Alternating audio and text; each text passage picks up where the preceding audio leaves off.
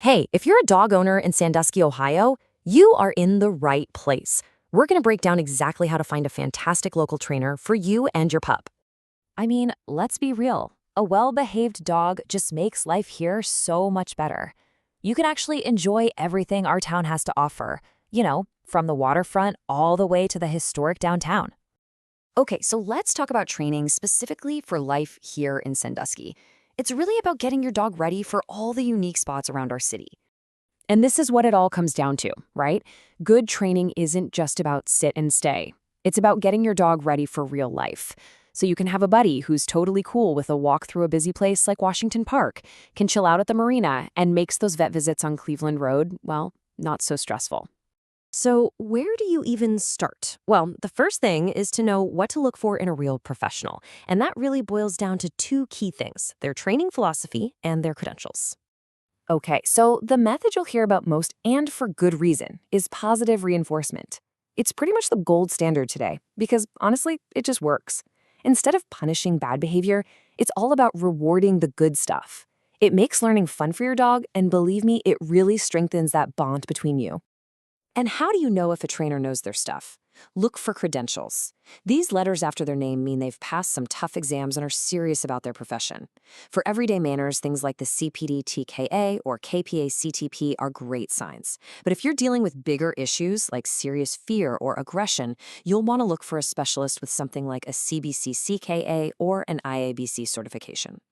Now, on the flip side, here's a huge red flag. Any trainer who talks about using fear, intimidation, or pain, just walk away. Seriously. Those old school methods can actually make things worse, creating anxiety or even aggression. You always want to stick with humane, positive methods. It's safer and way more effective in the long run.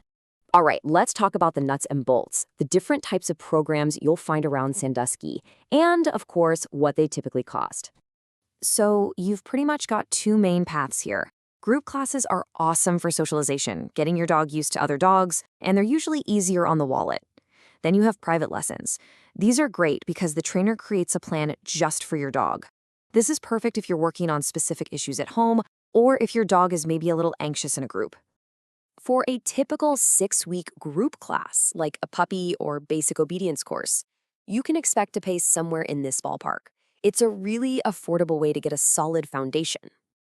Now, for those private one-on-one sessions, this is about what you'll see for a single hour.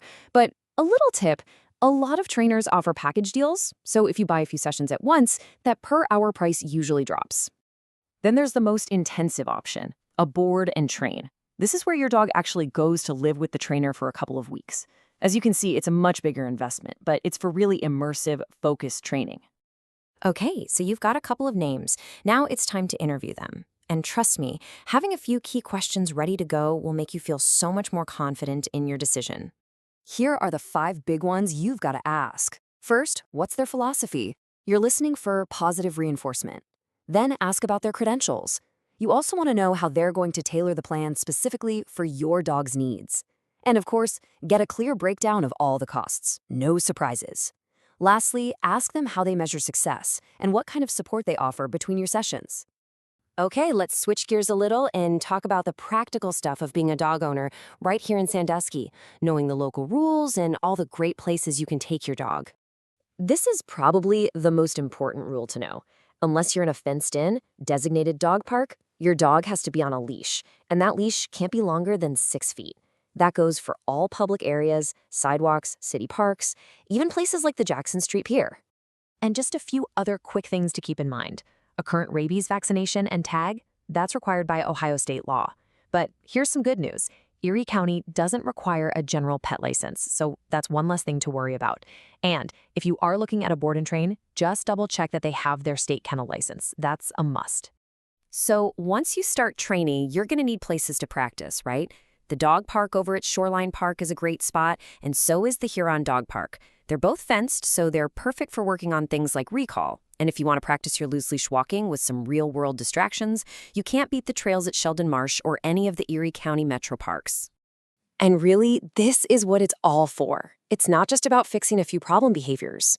Investing in good training is about building an amazing life together with your dog right here in our city. We really hope you find the perfect trainer to help you on this journey. Just remember that all the effort you put in now is going to pay off in so many ways. We're talking about calmer walks down by the water, having friends over without any chaos, and just a whole lot less stress for both of you. It really does make every part of your life together that much better.